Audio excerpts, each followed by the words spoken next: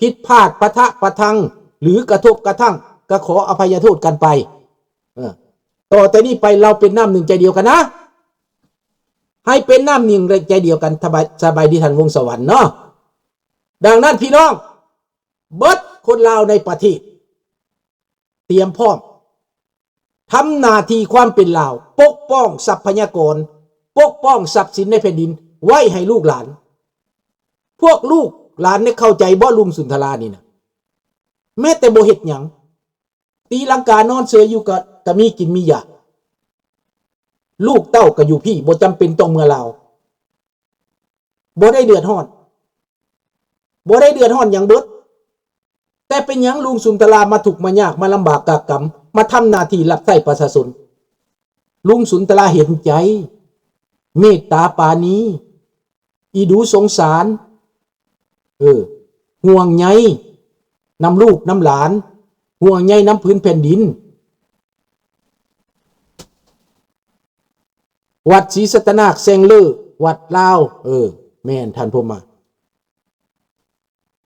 ดังนั้นพี่น้องคนไทยที่เขาเจ้ารู้จักแล้วคนไทยรู้จักกว่าคนลาวได้เรื่องการเมืองคนไทยรู้จักกว่าดังนั้นคนไทยเขาก็ต้องอยากได้เพื่อนที่พูดภาษาเข้าใจกันก็คือคนลาวนี่ดังนั้นคนไทยที่มีคุณงามความดีคนไทยที่เป็นคนดีนั้นมีเยอะดังนั้นเขาก็ต้องร่วมมือกับคนที่ดีเพราะอนาคตข้างหน้าจตุรัสอีสานกับจตุรัสเวียงจันทร์นี้จะร่วมกันค้าขายหงายมือโรงจักรโรงงานจะสร้างอนาคตมีแก๊สมีน้ำมันลาวเฮาก็มีบ่อแร่ทุกสิ่งทุกอย่างผู้ใดก็อยากไปเมืองลาวแม่นบ่นายกใหม่ก็ยังอยากไปเมืองลาวท่านสุทินเนี่ยนะก็ยังไปเมืองลาวฟ้อนระวงเตี่ยลงสารวันเตี่ยลงก็ยังอยากไปเพราะว่าเมืองลาวมันมีทรัพย์สมบัตินะมันเป็นอย่างสั้นแม่นบ่ต้องร่วมใจกันต้องหักแพงเอาคนลาวนี่นะคนที่พูดภาษาเข้าใจกันคนที่เป็นญาติกันนี่นะไม่รักกันใครจะรักนะ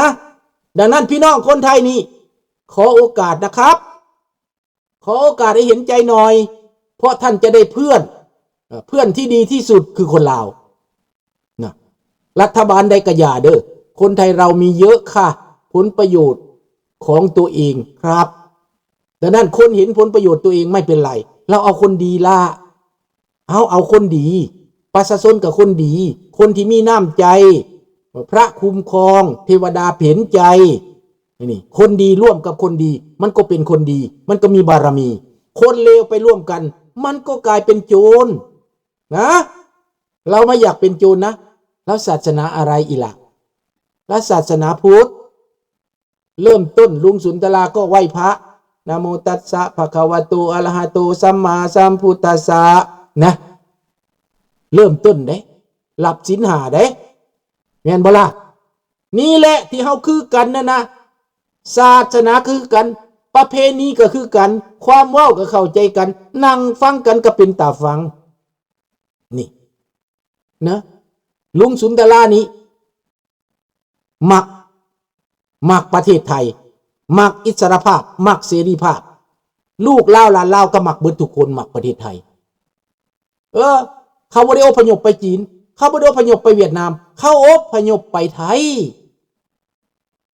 ที่เพิ่งสุดท้ายของคนลาวก็แม่นประเทศไทยผิดกันปานใดเถียงกันปานใดก็ตามแต่สุดท้ายก็เอาเมียไทยเอาผัวไทยนี่แม่นบ่เสพีที่เข้าใจกันกินลาบกินก้อยกินปนกินแจ่วเด้อเข้าใจกันหมดลุงไปเมืองไทยนี่นะไปภาคอีสานนี่เฮ็ดหยังกินก็กินน้ำกันได้หมดขั้นของกินอีสานนี่โอ้ยลุงไปเมืองเหนือไปทางภาคเหนืออยากยากหน่อยหนึ่งเด้อหลานไปเชียงใหม่น่ะข้าเจ้าเฮ็ดลาบข้าเจ้าก็ใส่อีหยังมักแคนบ่อีหยังลุงกินบ่อยากลงเพราะว่าลุงบ่เคยเด้แต่มาภาคอีสานนี่ลาบก้อยซอยใส่เซลบีเนี่ยโอ้ยลุงมักขนาดได้น่ะ มาทางนี้นะมาทางภาคอีสานกินได้เบิดคนอีสานกินหยังก็กินได้เบิดคนไทยกินหยังกินได้เบิดนี่เฮาไปกันได้พี่น้องเฮาไปกันได้เด้อดังนั้น we the Lao people around the world love Thai people again thank you to Thailand people for support democracy and freedom เด้อเห็นบ่ท่านเดือนก็เว้าคือกัน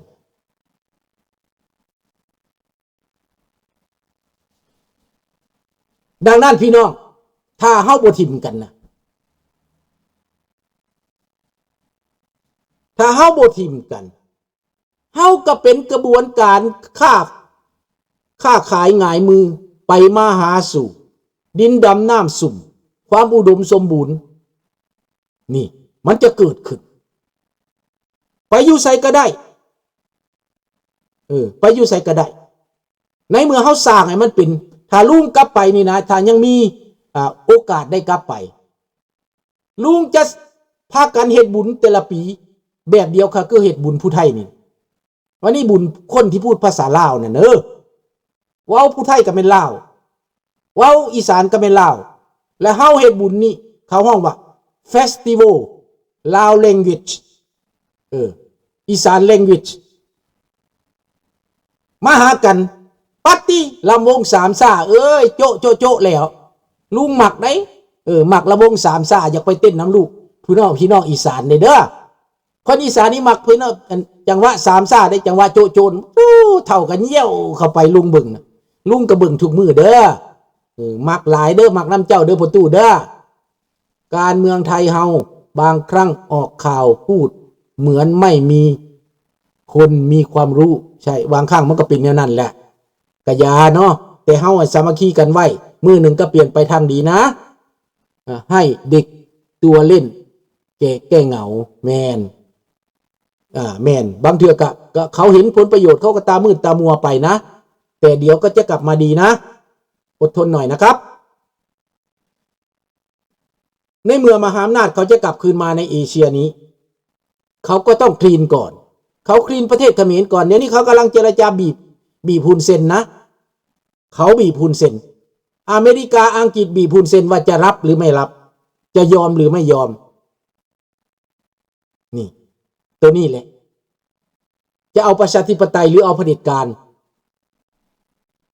ฮุนเซนกับฮุนมานิดตกที่นั่งลำบาก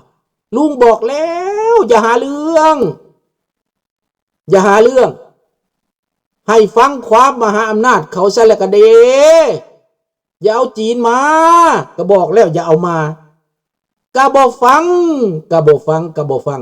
ฮุนเซนอันนั้นแหละมือเปื้อนเลือดหลายเดี๋ยวนี้เขาก็สิคิดบัญชี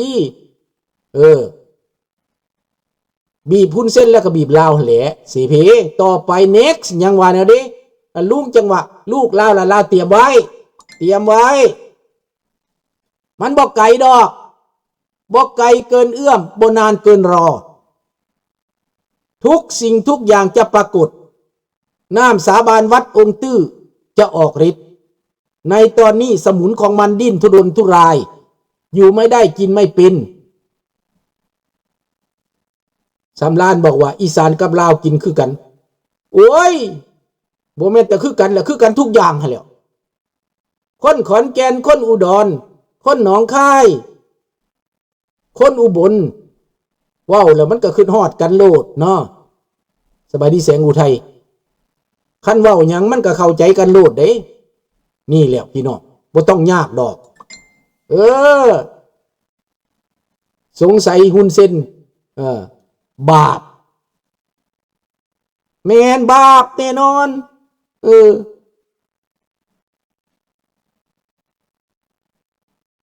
มันหักหลังตอนว่า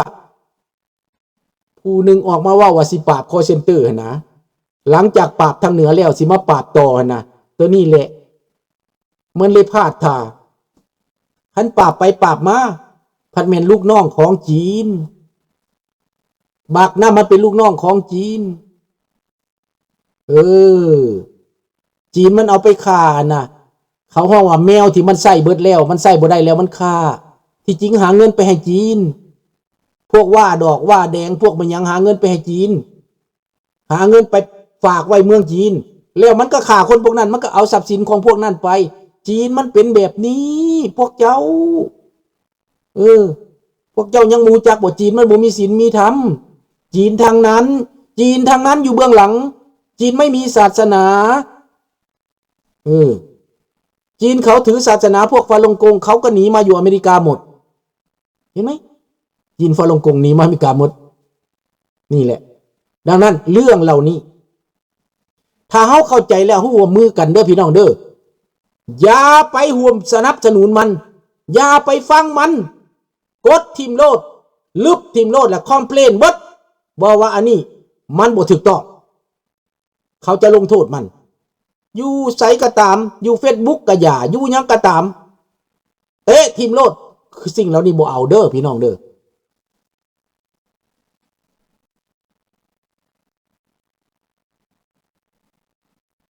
นั่นแหละHun Sen his son and Laopedia are on the same they work for Mercy สีแม่นมนทาแม่นนี่แม่นเพราะว่าก่อนลุงจะเปิดเผยหน่อยหนึ่งเนาะจะเปิดเผยก่อนเขาสิจัดการฮุนเซนนี่นะมันแลนมาปรึกษากันอยู่ลาวได้มันมาประชุมกับบักวิไลล่าคำพองมันมาประชุมระดับสูงได้มันมาประชุมกันได้หลังจากอเมริกาใกล้สิยึดเงินมันสิขนเงินมาฝากไว้ลาวได้มันสิขนเงินไปเกาหลีเหนือได้เอาโยนไปเอาเงินไปเป็นลำโยนได้ไปแทนเขาคืนได้เงินเกาหลีเหนือได้มันหลังจากนั้นมันก็เดินทางไปเกาหลีเหนืออันนี้มันสายเดียวกันหมดอเมริกาเขารู้ทุกกระเบียดนิ้ว CIA เขาเต็มอยู่ในเขมรในลาวในเวียดนามเขารู้ทุกกระเบียดนิ้วดังนั้นเขาประกาศแล้วว่าบักเจ้าเวยนั่นเป็นบาเฟียเป็นโจรอยู่ในบัญชีด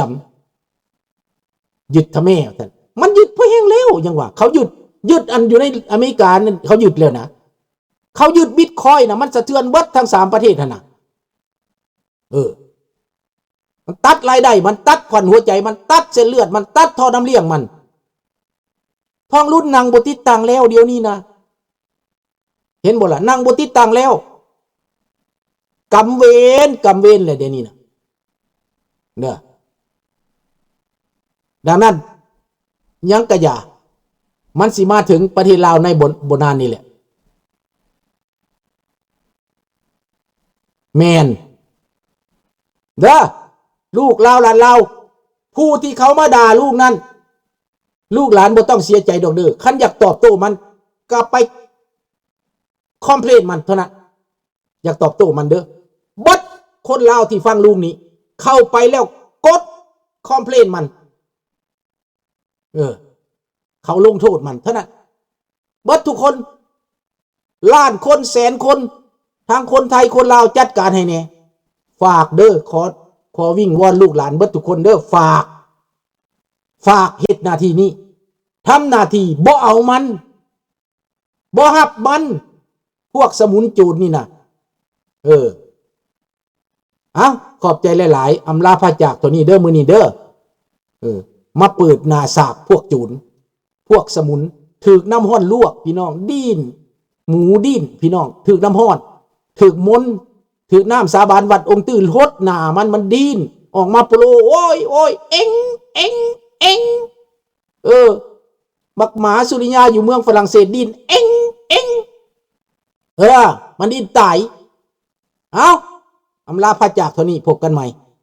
บ๊ายบาย